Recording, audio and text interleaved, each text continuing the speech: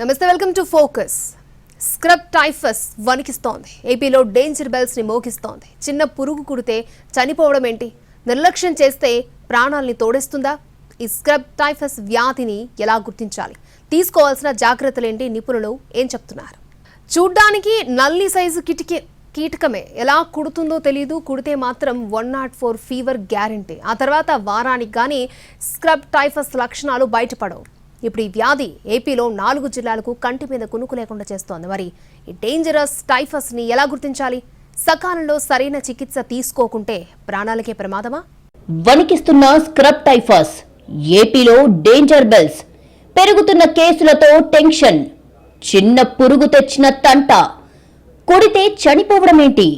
నిర్లక్ష్యం చేస్తే ప్రాణాల్ని తోడేస్తుందా? ఎలా గుర్తించాలి? జాగ్రత్తలేంటి? స్క్రబ్ టైఫస్ ఏపీలో కలకలం సృష్టిస్తోంది. వారంలో భారీగా కేసులు నమోదవడం ఆందోళన కలిగిస్తోంది. విజయనగరం, చిత్తూరు, విశాఖ, కాకినాడ, శ్రీకాకుళం జిల్లాల్లో ఎక్కువ కేసులు వెలుగులోకి వచ్చాయి. రోజు రోజుకి బాధితుల సంఖ్య పెరుగుతుండడం హడలెత్తిస్తోంది. టైఫస్ లక్షణాలతో ఇప్పటి వరకు ఏపీలో 3 చనిపోయారు. స్క్రబ్ టైఫస్ చూడ్డానికి చిన్న కీటకమే, కానీ డేంజర్ బెల్స్ మోగిస్తోంది. చూడ్డానికి నల్లి సైజులో ఉంటుంది. కుట్టిందంటే 104 డిగ్రీల జ్వరం రావాల్సిందే. సీజనల్ ఫీవర్ అని నిర్లక్ష్యం చేస్తే అవయవాల మీద దాడి చేస్తుంది. చివరికి ప్రాణాలు తోడేస్తుంది. ఉత్తరాంధ్రలో వందల సంఖ్యలో కేసులు నమోదవుతుండగా విశాఖ 3rd ప్లేస్ లో ఉండటం మరింత టెన్షన్ పెడుతోంది. పల్నాడులోనూ ఈ లక్షణాలతో 2 మహిళలు మృతి చెందారు. మరొకరు చికిత్స పొందుతున్నారు. ముప్పాళ్ల మండలం రుద్రవరం గ్రామానికి చెందిన ఇంటర్ విద్యార్థిని జ్యోతి, రాజుపాలెంకు చెందిన సాలమ్మ స్క్రబ్ టైఫస్ లక్షణాలతో చనిపోయారు. జ్యోతి జ్వరం, ఒంటి నొప్పులతో ఆసుపత్రిలో చికిత్స పొందుతూ 20 రోజుల క్రితం మృతి చెందింది. రాజుపాలెంకు చెందిన వృద్ధురాలు నాగమ్మ కూడా జ్వరంతో చికిత్స పొందుతూ చనిపోయింది. అలాగే రాజుపాలెం మండలం కొత్తూరుకు చెందిన మరో వృద్ధురాలు సాలమ్మ కూడా స్క్రబ్ టైఫస్ లక్షణాలతో ప్రస్తుతం ఆసుపత్రిలో చికిత్స పొందుతోంది. చనిపోయిన జ్యోతి, నాగమ్మల శాంపిల్స్ ని టెస్టుల కోసం ముంబై పంపించారు. స్క్రబ్ టైఫస్ తో మృతి చెందినట్లు రిపోర్టుల్లో తేలినట్లు తెలుస్తోంది. స్క్రబ్ టైఫస్ కాటుతో సోకే బ్యాక్టీరియా ప్రభావాన్ని గుర్తించేందుకు గుంటూరు సమగ్రాసుపత్రిలో ప్రయోగశాల ఉందని జిల్లా వైద్యాధికారి డాక్టర్ రవి తెలిపారు. అనుమానిత లక్షణాలు ఉన్నవారి రక్త నమూనాలు పంపితే నిర్ధారణ పరీక్షలు చేస్తామని వైద్యులు తెలిపారు. పాజిటివ్ గా గుర్తిస్తే చికిత్స అందిస్తారని చెప్పారు. ఇది మనుషుల నుంచి మనుషులకు వ్యాపించదని వివరించారు. తగిన జాగ్రత్తలు తప్పనిసరి అని వైద్య నిపుణులు సూచిస్తున్నారు. ఈ వ్యాధి ఉత్తరాంధ్రను కలవరపెడుతోంది. ఉమ్మడి విశాఖ జిల్లాలో చాప కింద నీరులా విస్తరించి ప్రమాద ఘంటికలు మోగిస్తోంది. ఈ వ్యాధి లక్షణాలతో వైద్య పరీక్షలు చేయించుకుంటున్న వారి సంఖ్య పెరుగుతోంది. జనవరి నుంచి ఇప్పటి వరకు 133 మందికి సోకింది. ప్రస్తుతం కేజీహెచ్ లో 3 బాధితులు చికిత్స పొందుతున్నారు. నల్లి సైజులో ఉండే కీటకం కుట్టినట్టు కూడా బాధితులకు తెలియదు. కొద్దిసేపు మంట పుట్టినట్టు అనిపించినా తర్వాత తగ్గిపోతుంది. ఆ తర్వాత వారం నుంచి 21 రోజుల పాటు కుట్టిన దగ్గర ఎర్రగా మారడంతో పాటు శరీరంలోని ఇతర ప్రాంతాల్లోనూ నల్లని దద్దుర్లు ఏర్పడతాయి. స్క్రబ్ టైఫస్ సోకిందని నిర్ధారించుకోవడానికి ఇది ప్రధాన లక్షణం. ఈ సమయంలో అలక్ష్యం చేస్తే జ్వరం వస్తుంది. 10 రోజులు దాటినా ఫీవర్ కంట్రోల్ అవ్వదు. కారణాలు వెతుక్కుంటూ ఇంట్లోనే ఉండిపోతే ప్రాణానికే ప్రమాదం. స్క్రబ్ టైఫస్ కారణంగా ప్రాణాలు పోయే ప్రమాదం 1% అయినప్పటికీ మల్టీ ఆర్గాన్ డ్యామేజ్ ఎక్కువ నష్టం కలిగిస్తుందంటున్నారు డాక్టర్లు. ఈ వ్యాధి చాలా చిన్న టాబ్లెట్స్ తోటే తగ్గిపోతుంది. అంటే అతి తక్కువ ఖరీదైనటువంటి డాక్సిసైక్లిన్లు కానీ లేదా గర్భిణీలు పిల్లలకు వస్తే అజిత్రోమైసిన్ టాబ్లెట్స్ ద్వారా కూడా ఇది తగ్గిపోతుంది. ముఖ్యంగా క్లినికల్ గా వచ్చేటటువంటి ఎస్కార్ అనేటటువంటి ఒక నల్లని పుండు లాంటి పదార్థ మనకి అది కనిపించడం జరుగుతుంది. దాన్ని గమనించినప్పుడు వెంటనే రావాల్సి ఉంటుంది. మిగతా కాంప్లికేషన్స్ అజాగ్రత్త వహిస్తే మాత్రం కిడ్నీ ఫెయిల్యూరు, తర్వాత liver failure, shock, multi organ failure, ARDS, so ఇలాంటివన్నీ కూడా వచ్చే ప్రమాదం ఉంటుంది. సో దీనివల్ల డెత్ రేట్ కూడా చాలా తక్కువ పర్సంటేజ్, 1% కంటే తక్కువగా ఉంటుంది. సో కాబట్టి ప్రజలెవరూ ఆందోళన చెందాల్సిన అవసరం లేదు. వ్యాధి లక్షణాలు ఎక్కువయ్యే కొద్దీ తలనొప్పి, వాంతులు, ఒళ్ళు నొప్పులు, అలసట, దద్దుర్లు పెరుగుతాయి. కొంతమందిలో కడుపు నొప్పి, అలాగే దద్దుర్లు. క్లినికల్ పరిభాషలో ఎస్కార్ అని పిలిచే నల్లని మచ్చలు ఏర్పడతాయి. జ్వరం తీవ్రత 99 డిగ్రీల నుంచి 104కు పెరుగుతుంది. పారాసిటమాల్ వేసుకుంటే జ్వరం తగ్గినట్టు అనిపించినా వెంటనే తిరగబెడుతుంది. అటు సిక్కులను కూడా స్క్రబ్ టైఫస్ టెన్షన్ పెడుతోంది. పలు ప్రాంతాలలో కేసులు నమోదవుతున్నాయి. ముఖ్యంగా గ్రామీణ ప్రాంతాల్లో ఈ వ్యాధి వేగంగా వ్యాపిస్తోంది. ఆ లక్షణాలతో ఆసుపత్రులకు క్యూ కడుతున్నారు. ఉమ్మడి శ్రీకాకుళం జిల్లాలోని కొత్తూరు, హిరమండలం, భామిని, సీతంపేటలో స్క్రబ్ టైఫస్ ప్రభావం ఎక్కువగా ఉంది. విజయనగరం జిల్లాలో కూడా స్క్రబ్ టైఫస్ కలకలం రేపుతోంది. చీపురుపల్లి మండలం మెట్టపల్లిలో ఒక మహిళ మృతి చెందింది. ఉష్ణోగ్రతలు మారిన సమయంలో ఎక్కువగా ప్రభావం చూపుతుందని డాక్టర్లు హెచ్చరిస్తున్నారు. జ్వరం, ఒళ్ళు నొప్పులు, శ్వాస తీసుకోవడంలో ఇబ్బంది, నోరు, కళ్లు ఎర్రబారడం వంటివి జరుగుతాయి. వ్యాధి లక్షణాలతో వచ్చిన వారికి వెంటనే ర్యాపిడ్ టెస్టులు నిర్వహిస్తున్నారు. అయితే రాజేశ్వరి అనే మహిళ చనిపోవడంతో స్థానికంగా భయాందోళనలు నెలకొన్నాయి. మరోవైపు ఎవరూ ఆందోళన చెందాల్సిన అవసరం లేదని అధికారులు చెబుతున్నారు. లక్షణాలు కనిపించిన వెంటనే నిర్లక్ష్యం చేయకుండా వైద్యుల్ని సంప్రదించాలని సూచిస్తున్నారు. నల్లిని పోలిన చిన్న కీటకం స్క్రబ్ టైఫస్ గత కొన్నేళ్లుగా ఏపీలో తన ఉనికిని చాటుకుంటూనే ఉంది. రాష్ట్ర వ్యాప్తంగా దీని బారిన పడి ఇబ్బంది పడుతున్న వారి సంఖ్య పెరుగుతోంది. దీంతో జాగ్రత్తలు తీసుకోవాలని వైద్య నిపుణులు సూచిస్తున్నారు. కొన్ని రోజులుగా ఏపీ వ్యాప్తంగా స్క్రబ్ టైఫస్ జ్వరాల కేసులు పెరుగుతున్నాయి. 26 జిల్లాల్లోనూ పాజిటివ్ కేసులు ఉన్నాయి. ఈ బ్యాక్టీరియా బారిన పడిన వారిలో ఎక్కువగా చిత్తూరు, కాకినాడ, విశాఖపట్నం జిల్లాల వారు ఉన్నారు. ఇంకా కడప, నెల్లూరు, అనంతపురం, తిరుపతి, విజయనగరం, కర్నూలు, అనకాపల్లి, శ్రీకాకుళం, అన్నమయ్య, గుంటూరు, నంద్యాల జిల్లాల్లోనూ కేసులు వెలుగుచూశాయి. స్క్రబ్ టైఫస్ బారిన పడిన వారికి సాధారణ యాంటీబయాటిక్స్ తో వ్యాధి నయమయ్యే అవకాశం ఉంది. కానీ అవగాహన లేక సకాలంలో గుర్తించలేకపోవడంతో సమస్య వస్తోంది. జ్వరం ఎంతకీ తగ్గకపోతే మలేరియా, టైఫాయిడ్, డెంగీ అనే అనుమానంతో నిర్ధారణ పరీక్షలు చేయించుకుంటున్నారు. ఇలాంటి అనారోగ్య పరిస్థితుల్లో శరీరంపై నల్లని మచ్చలు, దద్దుర్లు కనిపిస్తే ఆలస్యం చేయకుండా స్క్రబ్ టైఫస్ అనుమానిత ఎలీసా పరీక్ష చేయించుకోవడం మేలని వైద్యులు సూచిస్తున్నారు. స్క్రబ్ టైఫస్ పీడితులకు సకాలంలో చికిత్స అందిస్తే మరణాల రేటు 2% లోపు ఉంటుంది. సకాలంలో చికిత్స అందకపోతే రోగి కోమాలోకి వెళ్లే ప్రమాదం ఉంది. పరిస్థితి తీవ్రతను బట్టి మరణాల రేటు 6 నుంచి 30% వరకు నమోదు కావచ్చు. రాష్ట్రంలో ఇన్ఫెక్షన్లు గుర్తించే పరీక్షలు కొన్ని ప్రధాన ఆసుపత్రుల్లోనే ఉండటం వల్ల ఈ కేసులు పెద్దగా వెలుగులోకి రావడం లేదు. విజయవాడ, గుంటూరు, విశాఖపట్నం, కాకినాడ, తిరుపతి లాంటి ప్రధాన ఆసుపత్రుల్లో ల్యాబ్లలో టెస్టులు చేస్తున్నారు. ఇవి కాక పబ్లిక్ హెల్త్ ల్యాబ్లు 17 జిల్లాల్లోనే ఉన్నాయి. అనుమానిత కేసులు గ్రామీణ ప్రాంతాల్లో ఎక్కువగా రావడంతో నమూనాల సేకరణకు ప్రత్యేక శిబిరాలు ఏర్పాటు చేస్తే ఫలితం ఉంటుంది. స్క్రబ్ టైఫస్ కీటకాల తాకిడి ఆగస్టు నుంచి ఫిబ్రవరి మధ్య ఎక్కువగా ఉంటుంది. ఈ కాలంలో ఇన్ఫెక్షన్లు సోకే అవకాశం ఉన్నందున అందరూ అప్రమత్తంగా ఉండాలని వైద్య నిపుణులు సూచిస్తున్నారు. మనుషుల నుంచి మనుషులకు ఈ ఇన్ఫెక్షన్ సోకకపోయినా కీటకం కాటుకు గురైన వ్యక్తి అస్వస్థతకు గురవుతారు. అందుకే తగిన జాగ్రత్తలు తప్పనిసరి అని సూచిస్తున్నారు డాక్టర్లు. ఏపీలో పాజిటివ్ కేసులు పెరుగుతూ ఉండడం టెన్షన్ కలిగిస్తోంది. ఇప్పటికీ వ్యాధి లక్షణాలతో 3 చనిపోవడం కలకలం రేపుతోంది. స్క్రబ్ టైఫస్ కేసులు పెరగడానికి కారణాలేంటి? దీని కంట్రోల్ కోసం ఏపీ ప్రభుత్వం తీసుకుంటున్న చర్యలేంటి? చలికాలంలో జ్వరాలు రావడం సహజమే. కానీ ఈ మధ్య కాలంలో వస్తున్న కొత్త వ్యాధులు కల్లోలం రేపుతున్నాయి. ఇప్పుడు స్క్రబ్ టైఫస్ కూడా షేక్ చేస్తోంది. నార్మల్ ఫీవర్ అని నిర్లక్ష్యం చేస్తే ప్రాణాలపైనే ప్రభావం చూపిస్తుంది. ఈ మధ్య కాలంలో స్క్రబ్ టైఫస్ తరహా కేసులు పెరగడంతో ప్రజల్లో ఆందోళన పెరిగింది. గతంలో కొన్ని ప్రాంతాలకే పరిమితమైన ఈ వ్యాధి ప్రస్తుతం పలు రాష్ట్రాల్లో వ్యాప్తి చెందుతోంది. ముఖ్యంగా ఏపీలో స్క్రబ్ టైఫస్ కేసులు పెరుగుతున్నాయి. స్క్రబ్ టైఫస్ కీటకం కుట్టడం ద్వారా సోకే జ్వరాలు ఆందోళన కలిగిస్తున్నాయి.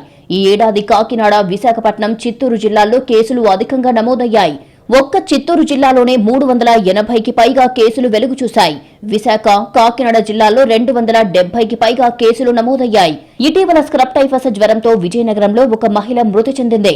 ఈ ఏడాది నవంబర్ వరకు రాష్ట్రంలో 736 పాజిటివ్ కేసులు నమోదైనట్టుగా వైద్య శాఖ నిర్ధారించింది. ఇది ప్రాణాంతకమైన వ్యాధి కాదని, ప్రజలు ఆందోళన చెందాల్సిన అవసరం లేదని వైద్య శాఖ సూచించింది. 2023లో 579 కేసులు, 2024లో 803 కేసులు బయటపడినట్లుగా వెల్లడించింది. డెంగీ, మలేరియా తరహాలో ఇది కూడా ఓ సాధారణ జ్వరం లాంటిదేనని అంటున్నారు. కానీ నిర్లక్ష్యం చెయ్యొద్దని హెచ్చరిస్తున్నారు. శరీరంపై చిన్న నల్ల మచ్చ కనిపించి జ్వరం వచ్చినట్లయితే స్క్రబ్ టైఫస్ గా అనుమానించవచ్చన్నారు. కొన్ని కేసుల్లో నల్ల మచ్చ కనిపించకపోవచ్చని చెబుతున్నారు వైద్య నిపుణులు. స్క్రబ్ టైఫస్ వ్యాధిపై ప్రజల్లో అవగాహన కల్పించాలని సీఎం చంద్రబాబు నాయుడు అధికారులను ఆదేశించారు. ఈ వ్యాధికి సంబంధించిన కేసుల నమోదుపై వైద్యారోగ్య శాఖ ముఖ్య కార్యదర్శి సౌరభ్ గౌర్తో సమీక్షించారు.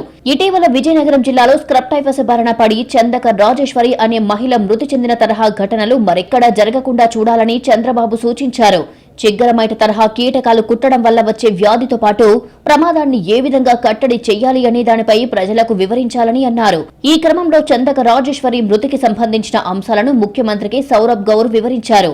విజయనగరానికి చెందిన రాజేశ్వరికి చిగ్గరమైట అనే కీటకం కుట్టిందని, దీంతో ముందుగా టైఫాయిడ్ చికిత్స అందించారని, ఆ తర్వాత ర్యాపిడ్ టెస్ట్ ద్వారా స్క్రబ్ టైఫస్ పాజిటివ్ అని తేల్చారని సౌరభ్ గౌర్ సీఎంకు వివరించారు. విజయనగరం క్వాసీ ఆసుపత్రిలో చికిత్స పొందుతూ ఆమె చనిపోయారని అధికారులు చెప్పారు. స్క్రబ్ టైఫస్ కేసులు, ఆ వ్యాధి లక్షణాలు, అలాగే వాటి వల్ల ఎలాంటి ప్రమాదం సంభవిస్తుంది అనే అంశాలపై ప్రజల్లో అవగాహన కల్పించాలని సీఎం చంద్రబాబు సూచించారు. కీటకాలు కుట్టడం వల్ల చనిపోయే పరిస్థితి రాకుండా చర్యలు తీసుకోవాలని ఆదేశించారు. అంతేకాకుండా ఈ పురుగుల బారిన పడకుండా ప్రజలకు అర్థమయ్యేలా వివరించాలని చెప్పారు. ఓరింటియా సుసుగాముషి అనే బ్యాక్టీరియా ద్వారా ఈ వ్యాధి సంక్రమిస్తుందని, ఇది అంటువ్యాధి కాదని అధికారులు స్పష్టం చేశారు. చిగ్గర్మైట్స్ అనే కీటకాలు కుట్టడం ద్వారా ఈ వ్యాధి వస్తుందని, అధిక జ్వరం, చలి, తీవ్రమైన తలనొప్పి, కండరాల నొప్పులతో పాటు మైటు కుట్టిన తర్వాత పుండ్లు ఏర్పడడం వంటివి ఈ వ్యాధి లక్షణాలు అని ముఖ్యమంత్రికి తెలిపారు. సకాలంలో చికిత్స అందిస్తే ఎటువంటి ఇబ్బంది ఉండదని అధికారులు చెప్పారు. ఈ ఏడాదిలో చిత్తూరు, కాకినాడ జిల్లాల్లో కేసులు నమోదయ్యాయని అధికారులు చెప్పుకొచ్చారు. పనిలో ఉన్నప్పుడో, నిద్రపోతున్నప్పుడో చటుక్కున కుట్టేసి జారిపోతుంది. ఏదో చీమనో, దోమనో కుట్టిందనుకుంటాం. దద్దుర్లొస్తే అవే తగ్గిపోతాయి అనుకుంటాం. కానీ కుట్టింది నల్లి తాలూకా నల్ల పురుగైతే మాత్రం యమ డేంజర్. చికిత్స ఆలస్యమైతే ప్రాణాలకే ప్రమాదం. 3 ఏళ్ల క్రితం ఢిల్లీ, తమిళనాడును షేక్ చేసిన స్క్రబ్ టైఫస్ జ్వరాలు ఇప్పుడు ఏపీని వణికిస్తున్నాయి. కీటకం కుట్టడం వల్ల శరీరం పైన నల్లటి మచ్చ, స్వాబ్ లాగా, దాన్నే బ్లాక్ ఎస్కార్ అని అంటాము. సైంటిఫిక్ టెర్మినాలజీ ప్రకారం దాన్ని ఎస్కార్ అంటాము. దానివల్ల ఆ లక్షణం అనేది కంపల్సరిగా ఉంటుంది ఈ స్క్రబ్ టైఫస్ లో. అందువల్ల ఏంటంటే మనం అది చూసిన వెంటనే దానికి ఇది ట్రీట్మెంట్ అనేది మనకి ఇది అవైలబుల్ లో ఉంది. మెయిన్ గా డాక్సిసైక్లిన్ అంటారు. అది ఓరల్ గా క్యాప్సూల్ లో దానికి గవర్నమెంట్ అనేది ప్రొవైడ్ చేస్తుంది. అవి ఇచ్చిన వాళ్ళు అందరూ 100% అనేది రికవరీ ఉన్నారు. స్క్రబ్ టైఫస్ వ్యాధి రాకుండా ఉండాలంటే ముందుగా లార్వల్ మైట్స్ పురుగులను దగ్గరికి రానివ్వొద్దు. అందుకోసం ఇంటి పరిసరాల్లో చెత్త పేరుకుపోకుండా చూసుకోవాలి. ఇంట్లో పొడి వాతావరణం ఉండేలా ఏర్పాట్లు చేసుకోవాలి. తడిసిన దుస్తులు ధరించొద్దు. కాళ్ళు, చేతులు పూర్తిగా కప్పి ఉంచే దుస్తులను వేసుకోవాలి. పంట పొలాల్లో పనిచేసేటప్పుడైనా, ఇంట్లో ఉన్న సమయంలోనైనా ఏదైనా పురుగు కుట్టినట్లుగా అనిపిస్తే వెంటనే డాక్టర్లను సంప్రదించాలి. ఈ వ్యాధి గురించి ఆందోళన చెందాల్సిన అవసరం లేకపోయినా నిర్లక్ష్యం చేయకూడదని చెబుతున్నారు నిపుణులు. స్క్రబ్ టైఫస్ అనేది క్రిమి ఇన్ఫెక్షన్. ఒక మన పురుగు కుడుతుంది. కుట్టినప్పుడు దాని ఫీసెస్లో సంబంధించింది ఏదైనా మన స్కిన్ మీద ఎంటర్ అయ్యి ఆ క్రిమి యొక్క ఫీకల్ మ్యాటర్ ద్వారా మనకి బాడీలోకి ఎంటర్ అవుతుంది, మన శరీరం మీద ఆ కుట్టిన ప్రదేశంలో. సో అది ఎస్చార్ కింద డెవలప్ అవుతుంది. ముఖ్యంగా ఈ వ్యాధి ప్రభావం ఎక్కువగా ఉన్న ప్రాంతాల్లో ఉండే ప్రజలు జాగ్రత్తలు పాటించాలని సూచిస్తున్నారు. ఏపీలో స్క్రబ్ టైఫస్ వైరస్ పాజిటివ్ కేసులు పెరగడం ఆందోళన కలిగిస్తోంది. అప్రమత్తమైన వైద్యారోగ్య శాఖ అధికారులు హెల్త్ క్యాంప్, అవగాహన కార్యక్రమాలు చేపడుతున్నారు. స్క్రబ్ టైఫస్ లక్షణాలు కనిపిస్తే ఆందోళన పడకుండా వెంటనే డాక్టర్లను సంప్రదించాలన్నారు. ఒక్క ఏపీలోనే కాదు, మిగతా రాష్ట్రాల్లో కూడా ఈ కేసులు పెరిగాయి. ఒడిషా, హిమాచల్ ప్రదేశ్, కేరళ రాష్ట్రాల్లో గతంలో కూడా ఈ కేసులు నమోదయ్యాయి. ఇటీవలి కాలంలో ఏపీలో ఈ కేసులు పెరిగిపోతున్నాయి. పంట కోత, పొలం పనుల సమయంలో చిగ్గర్లు సోకే ప్రమాదముందే. అలాగే తడి నేల కూడా వీటి వ్యాప్తిని ప్రోత్సహిస్తుంది. జ్వరం వస్తే వైరల్ ఫీవర్ గా భావించి మందులు వేసుకుని వైద్య సహాయం తీసుకోకపోవడం వల్ల కేసులు పెరిగిపోతున్నాయి. పొలాలు, గడ్డి పొదలు, అడవులు, తడి నేల, పశువుల మేత ప్రాంతాల్లో ఈ చిగ్గర్లు ఎక్కువగా ఉంటాయి. చాలా మంది ఈ ప్రదేశాలకు వివిధ అవసరాల కోసం వెళ్తుంటారు. చిగ్గర్లు ఉన్న ప్రదేశాల్లో నడిచినా, కూర్చున్నా, పని చేసినా అవి చర్మంపై అంటుకొని కాటు వేస్తాయి. దీనివల్ల బ్యాక్టీరియా శరీరంలోకి ప్రవేశించే స్క్రబ్ టైఫస్ కి కారణమవుతుంది. అందుకే వీటికి దూరంగా ఉండాలని చెబుతున్నారు నిపుణులు. అసలు ఈ స్క్రబ్ టైఫస్ అంటే ఏంటి? ఇది ఎలా వస్తుంది? సోకినప్పుడు ఏ లక్షణాలు కనిపిస్తాయి? ఈ వ్యాధి గురించి అలర్ట్గా లేకుంటే అంతేనా? లైట్ తీసుకుంటే లైఫే రిస్క్లో పడుతుందా? సకాలంలో ట్రీట్మెంట్ తీసుకుంటే ఈజీగా ఎస్కేప్ కావచ్చా?